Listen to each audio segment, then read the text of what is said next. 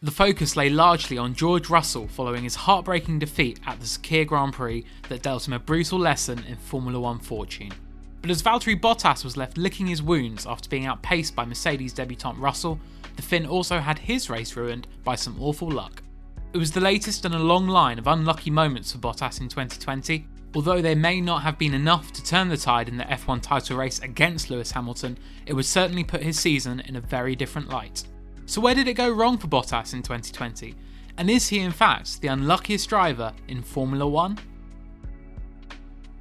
Bottas arrived at Silverstone for the British Grand Prix in need of a response after seeing Lewis Hamilton win the previous two races from pole position. But after an early safety car forced Mercedes into a long second stint to make a one-stop strategy work, the Pirelli tyres were pushed to their absolute limit around the high-energy Silverstone track. Bottas suffered a tyre failure with 3 laps to go, occurring early in the lap, meaning that he lost a ton of time crawling back to the pits. It meant he could only finish the race in 11th place.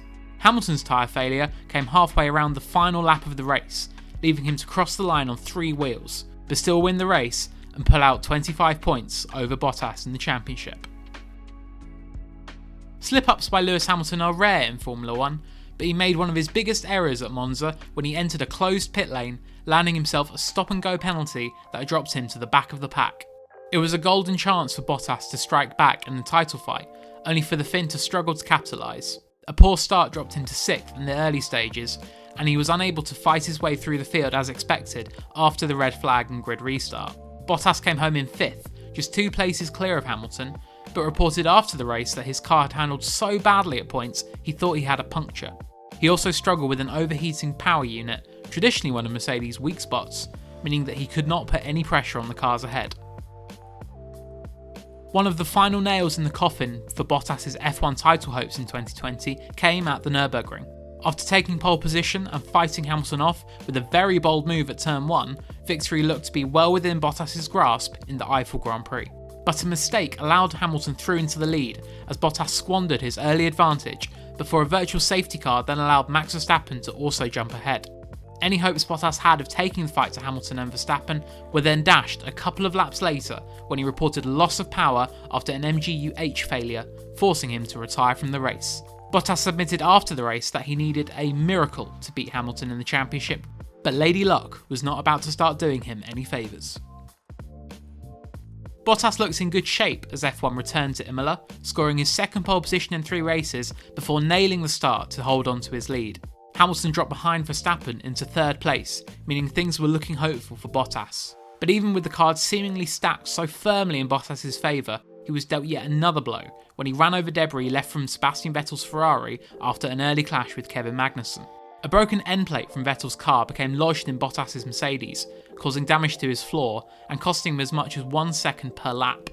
It meant he could not pull clear of Verstappen, allowing Hamilton to run a longer first stint and jump both cars, snatching away another victory from Valtteri Bottas. The Turkish Grand Prix was the low point of Bottas' season. As Hamilton was crowned world champion for a 7th time, Bottas crawled across the line in 14th place after being lapped by his Mercedes teammate. Wet weather and low grip conditions made it difficult for all drivers, but Bottas had a particularly torrid race. He was forced to throw his car into a spin at turn 1 to avoid Esteban Ocon, who had been clipped by Daniel Ricciardo. 8 corners later, Bottas tried to pass up the inside of Ocon, only to make contact. The clash caused damage to Valtteri Bottas' car, which he carried for the remainder of the race, leaving his steering off-centre and sliding through all left-hand corners. Bottas had 6 spins in total through the race, marking a timid end to his title hopes. If Bottas thought the lack of pressure in the title fight would aid his fortunes in Bahrain, then he was sorely mistaken. After a poor start saw him drop down the order and sit 6th once the race was under the safety car, following a red flag and its official resumption, Bottas picked up a puncture that forced him to pit and switch to a 3-stop strategy. Although Bottas was able to battle his way back through to 8th place, it marked yet another weekend where things had not gone his way. He wasn't even helped by his tyre advantage in the closing laps, as he bore down on the one-stopping Pierre Gasly and was set to pass him, only for the safety car to come out with 3 laps to go, effectively bringing the race to an early end. One of the greatest challenges drivers had to manage this season was being hypersensitive to picking up COVID-19, knowing missing a race or two could derail their campaigns, especially if you wanted to fight for the championship. Lewis Hamilton may have lived like a hermit, according to Toto Wolff, But that wasn't enough to stop him picking up COVID-19 ahead of the Sakhir Grand Prix.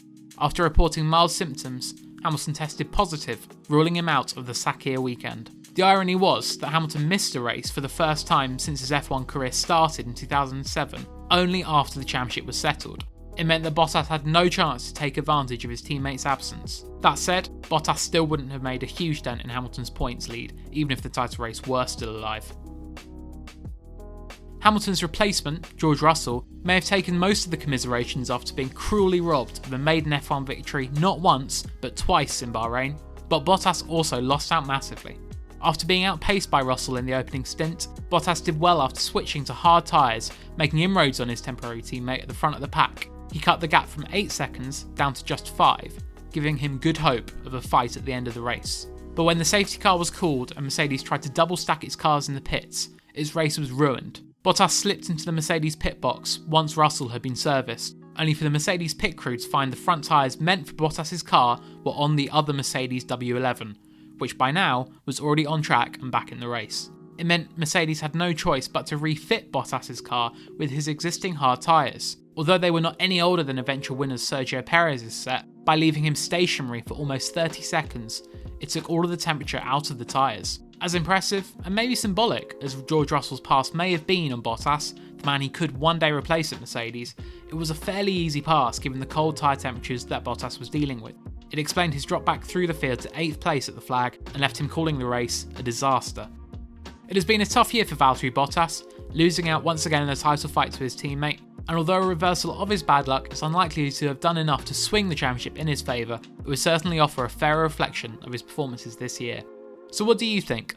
Is Valtteri Bottas the unluckiest driver in Formula 1? Let us know in the comments section below. Be sure to leave a like on this video and hit subscribe to stay up to date with all of our latest videos.